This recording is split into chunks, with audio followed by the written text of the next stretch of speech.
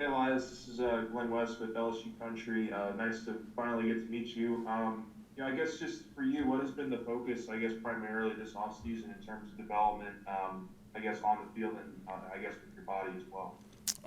Really with my body, obviously just getting my shoulder right. After missing the spring, just trying to stay healthy and with the defense, really just getting closer to the team. That's kind of what we focus on the most. Really, just getting a lot closer and got real close to Darante Jones, great defensive coordinator, and so that's just really been our main focus right now.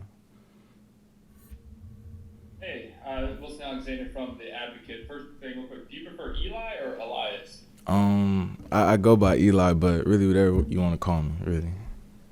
Gotcha. Yeah, obviously you had such a big freshman year. What did you kind of learn most about your game and yourself throughout that freshman season? Really just how much technique mattered last year and how much of a difference that it made from coming in as a freshman just raw and then with the technique that I had and really just focusing on the plays and just dialing in and relying on my technique that I practice hard on. Eli Brody Miller with the Athletic. Derek, somebody probably understands where you're at right now because he also, as a freshman, broke out. Mhm. So I guess are there conversations you two have or advice he's been able to give you about kind of going from a great freshman year into year two? Me and him talk about that every day almost. Everything I need advice for, I always come to him and ask him because he's already done it before. So and he's done things I have aspirations of, and we push each other a lot. So all the time. Yeah, Eli, Ron Higgins, Tiger Rag.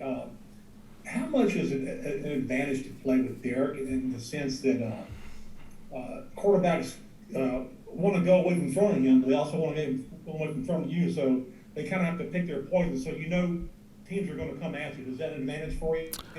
Yeah, it definitely is. With two corners like us, the quarterback's gonna have to throw it one way, and me and him really work hard to keep our games top tier. So, yeah.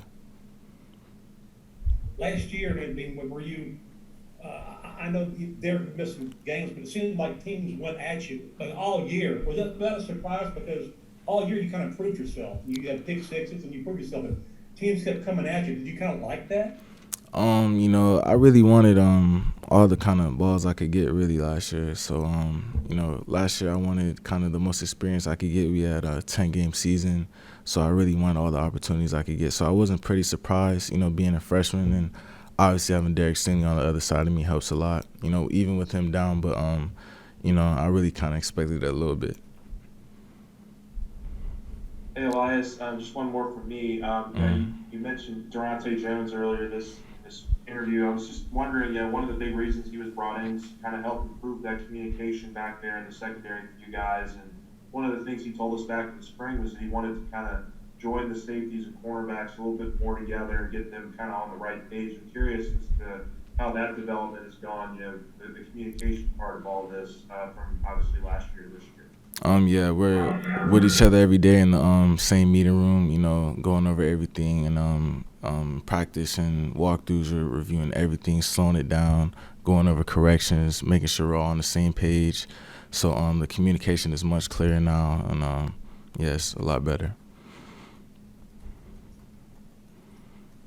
Hey Eli, this is Shay Dixon with So 24/7. Your stats as a freshman looked pretty similar to the type of stats you were putting up in high school with the pick sixes and interceptions. Was there a time where it kind of clicked that you were settling in, or did you kind of expect after the offseason that you were ready?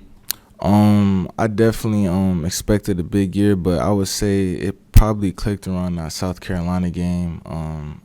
Just kind of just overall I felt, just as a player, just felt kind of all the way kind of getting tapped in. I was learning everything weekly, like, and every new week I was learning something new. So, but I probably say by South Carolina game it started getting kind of easier for me, and I started locking in. Hey, Eli, Jacques Doucet from WAFB here in Baton Rouge. If you and Derek hold things down on the corner and this defensive line is as nasty and deep as what we're hearing, what is the potential of this LSU defense this year? The best defense in the country. That's what I mean. Sky's the limit, and that's what our aspirations are. So we want to be the best defense in the country. And on a humorous note, you scored 2 touchdowns last year, Mm-hmm. and there might have been a little celebration before both. Did Corey Raymond talk to you a little bit, or what was the discussion on that? Oh yeah, he for sure talked to me about it after. It was just real impulsive. I did not plan it before, but I was just real excited, you know. So scoring a touchdown in Tiger Stadium, my first one, and then the other one, I was just real excited to get it. So that's where that came from. Eli, I mean, you sophomores obviously maybe had the toughest situation of anyone because you went into college during a pandemic. Your entire first year was like that. So I guess just how would you describe how challenging the past, 15 months have been for you? It was definitely a big adjustment, but just listening to the coaches and everybody here at LSU on staff, they kind of have helped make it a little bit easier. But I would say without the help from them, I would be lost, because it was a pretty hard year on just the whole world in general. So but being able to just get through and focus on the things that we need to, nothing is impossible.